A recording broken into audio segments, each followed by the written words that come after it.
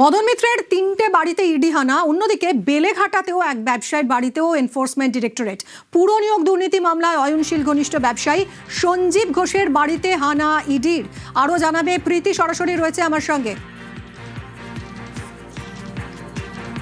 বেলেঘাটায় এক ব্যবসায়ীর বাড়িতেও হানা এনফোর্সমেন্ট ডিরেক্টরেটের। পুর নিয়োগ দুর্নীতি মামলায় অয়নশীল ঘনিষ্ঠ ব্যবসায়ী সঞ্জীব ঘোষ, তার বেলেঘাটার বাড়িতে ইডি। আরো সরাসরি জানাবে প্রীতি, রয়েছে সঙ্গে। প্রীতি,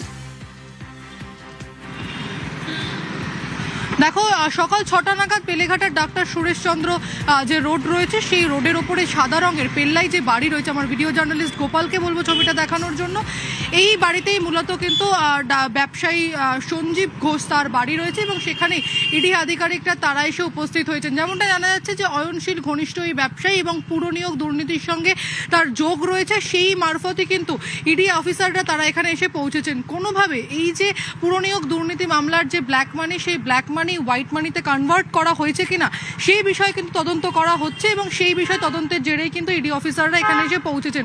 তোমাকে জানিয়ে রাখি, শহরের অন্য প্রান্তে যখন পুর নিয়োগ দুর্নীতি মামলার তল্লাশি চলছে, তখন বেলেঘাটার এই বাড়িতেও কিন্তু তল্লাশি চলছে এবং কিছুক্ষণ আগেই বাড়ির এক সিকিউরিটি গার্ড তিনি যখন বেরিয়ে আসেন তখন তিনি বলেন যে সম্ভবত কনস্ট্রাকশনের বিজনেস ছিল এই ব্যবসায়ীর এবং মূলত সকাল 6টা নাগাদ ইডি অফিসাররা এখানে এসে পৌঁছান এবং বাড়িতেই আছেন ব্যবসায়ী এবং তাকেই জিজ্ঞাসাবাদ করা হচ্ছে।